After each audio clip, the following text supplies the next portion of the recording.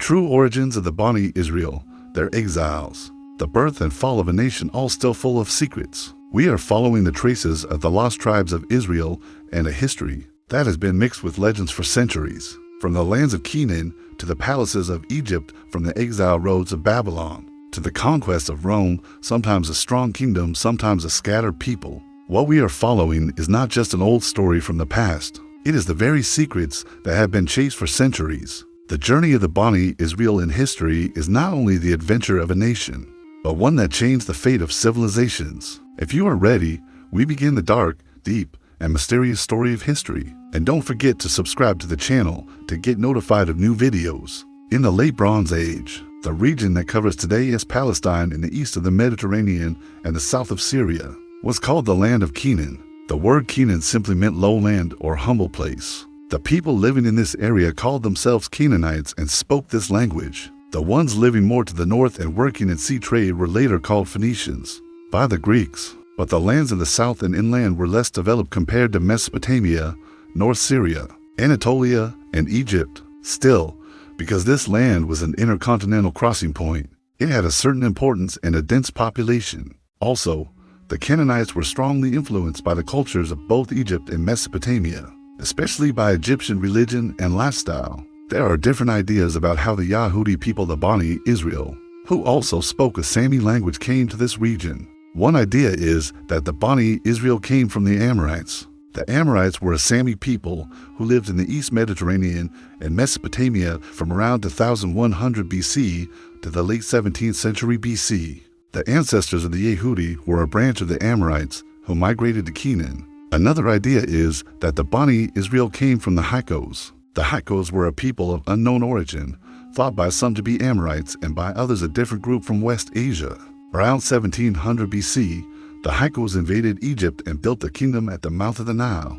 Their rule was short, and by the 16th century BC, they were expelled from Egypt. Some of these expelled people settled in Canaan and became the foundation of the Yahudi people. A third, and more likely, idea is that the Bani Israel came from the Habiru. The Habiru were a group of people without blood ties, but joined for a common purpose. They were displaced, outcast, fallen people, often working as mercenaries with swords or being criminals and nomads. The group included different peoples from different lands, even though they spoke different languages from their own homelands. The Habiru used Sami as their common language, and most of them were likely of Sami origin. After spending some time in Mesopotamia, they moved into Canaan during the Hyksos migrations and settled there, eventually becoming part of the Canaan culture. The ideas about the Amorites, Hyksos, or Habiru are all based on migrations that happened around the 16th century BC. The traces of this migration appear in religious texts mixed with legends. According to religious stories, Prophet Ibrahim lived in the Sumerian city of Ur. Some historians believe that he was a Habiru nomad and represented the first Hebrew migration. At that time, the Sumerian civilization was in decline, and the region was open to attacks. In around 1000 BC, Ibrahim migrated with his family and tribe to Haran in northern Mesopotamia. There, he became wealthy and prosperous. At the same time, the Hatti people of Anatolia were moving south, and one of the Hyksos migrations pushed Ibrahim toward Canaan. His first stop was Shechem, where he settled. Canaan was in trouble due to Egyptian attacks and famine. Ibrahim traveled to Egypt to provide for his people. After settling there, he built political and cultural ties with the Canaanites. His nephew, Lut, settled in the Jordan Valley. After Ibrahim's death around 1900 BC, his son Isaac became the leader of the Hebrews. Isaac lived in different parts of Canaan and grew more connected to the land. In his old age, one of his sons, Jacob, whose nickname was Israel, the namesake of the Bani Israel, migrated with some of his people to Haran to his uncle. After building a family and gaining strength there, Jacob returned to Canaan and lived near Hebron. Jacob had many sons. One of them, Yusuf, fell into a trap set by his brothers and was taken to Egypt as a slave. During this time, the number of West Asians and Hyksos in the eastern Nile Delta grew. By the 18th century BC, these migrants became stronger, overthrew Egypt's 13th dynasty, and established the 14th and Hyksos-led 15th dynasties. Yusuf soon rose from slavery and became a vizier to a pharaoh. During this period of change, his rise was remarkable. When a severe famine struck Canaan, Jacob and some of the Bani Israel migrated to Egypt, where Yusuf took care of them. He settled his people in Egypt in isolation, but their good life depended on Yusuf. The Egyptians fought against the foreign rulers who had taken power in their land. In the mid-16th century BC, Pharaoh Amos, the age of the 18th dynasty, launched a campaign down the Nile and expelled the Hyksos to Canaan. After this victory, hard times began for the Bani Israel in Egypt. They were oppressed and enslaved. Egypt rose in power with the 18th dynasty. Between 1481 and 1425 BC, Pharaoh Thutmose III expanded Egypt's borders with campaigns into the Levant and wars against the Mitanni kingdom. During his rule, Musa, from among the Bani Israel, prepared his people for a great migration. According to the holy books, Musa was a prophet just like Ishak, Jacob, and Yusuf. His brother Harun helped him, and together they led the growing number of Bani Israel on a long and adventurous journey out of Egypt. But the Bani Israel could not enter Canaan right away. For many years, they wandered in the deserts east of Sinai. The Amalekites and Moabites did not want these strangers in their lands. When the followers of Prophet Musa were about to enter Canaan from the east instead of the south, Musa's life, full of pain and sorrow, came to an end. After his death, Yeshua became the leader. Yeshua led the Bani Israel into Canaan and guided them in battles. The first city they captured in Canaan was Jericho in 1405 BC. After that, they expanded their land with attacks to the north and south. They divided the land they believed Allah promised them among the 12 tribes of Israel, at least on paper. But it would take many years of fighting to truly control this land. Egypt still showed its power over Canaan. The pharaohs of the 19th dynasty, the Pharaoh Ramses II, and Merneptah launched many campaigns into Canaan and Syria. They fought the Hittites and local Canaanite kings for control of the Levant. Fearing the strength of the Egyptian kings, the Bani Israel lived in mountain areas and hard-to-reach cities between 1370 to 150 BC. At this time, the tribes of Israel were led by many different leaders. By the early 12th century BC, a new political force appeared in Canaan. The Sea peoples, such as the Checker and Danner, began mass migrations that deeply affected the Mediterranean world. The Minoan civilization in Crete and the Hittites in Anatolia disappeared. Pharaoh Ramses III defeated these invaders in 1174 BC and protected Egypt. Some of these migrants, known as the Philistine people, settled on the coast of Canaan in Gaza, Ashkelon, and Ashdod. Though the Philistine people came from the Aegean region, they soon adopted the Canaanite culture and Sami language, and the region became known as Philistine. In the first half of the 11th century BC, the Philistine people and the Ammonites in the east began to put great pressure on the Bani Israel. Wars between the peoples were constant. In one of these wars, the Bani Israel chose their first king after the efforts of their leader Samuel. In 1047 BC, Saul from the tribe of Benjamin became the first king of Bani Israel. He defended his people from enemy attacks and fought fiercely against the Philistine people.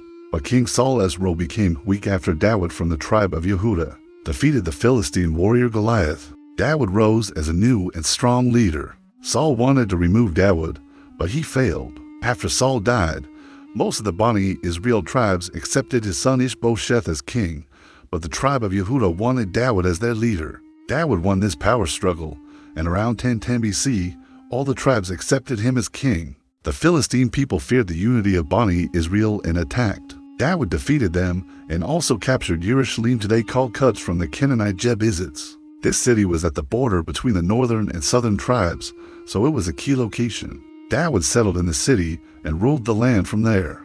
In the far north, he subdued the king of Hamath. He controlled Aramean regions like Zobah, Beth-Rehob, and Makkah, and placed a garrison in Damascus. The regions of Geshur and Deb also came under his power. He took tribute from Moab, Edom, and Ammon and kept pressure on the Amalekites and Philistine people. After Dawud's death around 970 BC, his son Sulaiman became king. From this point, the history of Bani Israel can be clearly studied through documents. Earlier events, especially the times of Ibrahim, Ishak, Jacob, Yusuf, and Musa, may reflect the migrations of the Hyksos and Habiru into Egypt, presented in religious books as allegories. Sulaiman spent most of his time on building projects and trade. He built a great temple and palace in Jerusalem. To expand trade, he built a great temple and palace in Jerusalem. To expand trade, he extended his influence as far as the Red Sea and the Euphrates River. His wealth became so famous that it is still remembered in sayings today. Toward the end of Sulaiman's reign, problems began. Heavy taxes made the tribes turn against the king. After Sulaiman's death, his son Rehoboam became king. But the northern tribes refused to accept him and instead chose Jeroboam as their leader. Thus, the kingdom was divided into two, one called Israel in the north and the other Yehudah in the south. The biggest problem for the divided kingdoms came when Pharaoh Sheshach, the first of Egypt, invaded Canaan. His large campaign caused a major economic blow to the Bani Israel kingdoms. Life in the southern kingdom of Yehudah, ruled by the house of Dawud, remained calm, but the northern kingdom of Israel became very unstable. In its 200-year history, 9 different families ruled the northern kingdom with 19 kings. 8 of them were killed or committed suicide. The long wars with the Arami people also added to the chaos. In the 8th century BC, the growing power of the Assyrians reached the Levant. Tiglath-Pileser III conquered Syria and the coastal cities of the Philistine people, then took the northern part of the kingdom of Israel. Shalmaneser finished this task, and in 720 BC, destroyed the kingdom of Israel and took its lands. The Assyrian king Sargon II deported the people of Israel to different parts of the empire, except those who escaped to the southern relatives. These groups are known as the 10 lost tribes of Bani Israel. New people from other lands were brought to the area, and the new community of Samaritans was formed. The southern kingdom of Yehudah remained for a while under the pressure of big powers tied to Egypt. The final blow came from the Babylonians, who replaced the Assyrians. The Babylonian king Nebuchadnezzar launched campaigns against Yehudah in 597 BC and 586 BC. He captured and destroyed, ending the kingdom. Tens of thousands of Yehudi people were exiled to Babylon. Unlike the Assyrian exile, this time the Yehudi were allowed to keep their culture. Not all Yehudi were sent to Mesopotamia. Some were allowed to stay in Yehudah lands, while others escaped to nearby countries. The Assyrian and Babylonian invasions became key events that caused the Yehudi to spread across different lands. The exile did not last long. The Babylonians were defeated by the Persians. Persian King Cyrus I allowed the Yehudi to return to their land and rebuild their temple in 537 BC. Groups of Yehudi began to return home under Persian governors, living with some privileges. In 336 BC, Alexander the Great, king of Macedonia, destroyed the Persian Empire and conquered the Levant and Egypt.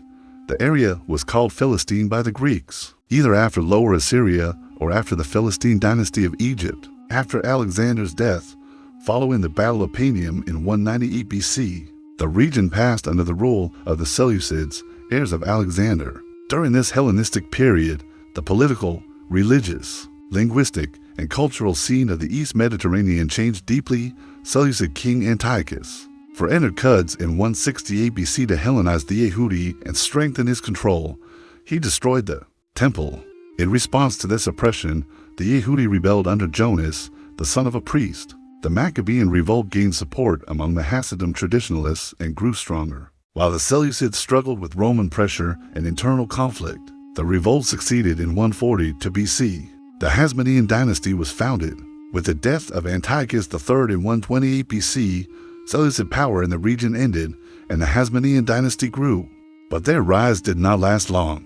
The Romans arrived in 63 BC. Roman general Pompey entered Philistine and captured Quds. He reduced the Yehudi territory and tied it to Rome. In 40 BC, Philistine was briefly occupied by the Parthians. At that time, the Romans were busy with civil war and could not focus on the region. Herod, with permission from Rome, took control in 37 BC. Herod was not a true Yehudi. He was a Idumean and had later converted to Judaism. He started major building and expansion projects and succeeded in these efforts. He brought back the old glory days to Yehudah. He also kept good relations with Rome and stayed loyal. After Herod died in 04 BC, Rome divided the land among his 3 sons. But some of them were later removed from power, and the region became more tightly controlled by Rome. The Yehudi people rebelled against Roman rule 3 times. 2 of these revolts happened in Philistine and had heavy costs. The revolts that started in 66 AD and 130 AD were crushed by Rome. Hundreds of thousands of Yehudi were killed, exiled, or forced to assimilate.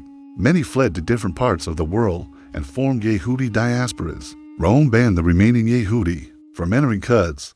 After the Muslims took Quds in 638, the Yehudi were free again. But this time the presence of Islam began to put pressure on them. Philistine became both Muslim and Arab.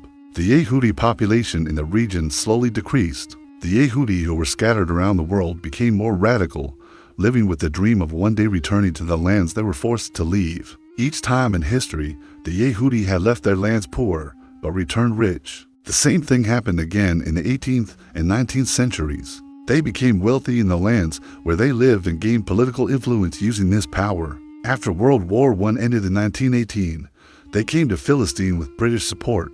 They took the lands of the Muslim people who lived there and founded their state in 1948. If history repeats itself again, maybe as has happened many times before, the Yehudi will one day be forced to leave Palestine again, losing everything.